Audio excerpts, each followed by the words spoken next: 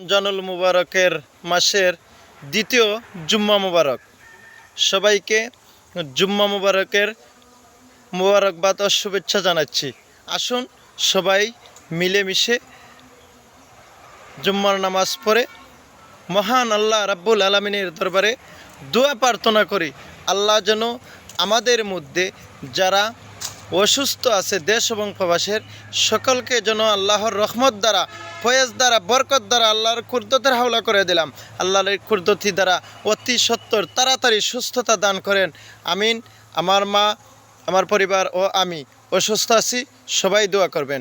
এবং আমাদের মুসলিম উম্মার, আমার বাবা সহ যারা আমাদেরকে ছেড়ে পরে পারে চলে গেছেন, সবাইকে আল্লাহ যেন জীবনের গুনাহ মাফ করে দিয়ে এই রহমতি বরকতি ফয়েজের মাসের উসিল্লায় তাদের জীবনের গুনাহ মাফ করে বেহেশতের উঁচু মাকাম নসিব করেন।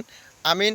এবং আমাদের সবাইকে মুসলিম উম্মার যেন 30টা রমজানুল মুবারক রোজা রাখার তৌফিক দেন এবং ভুল ত্রুটি আমাদের ক্ষমা করে দেন।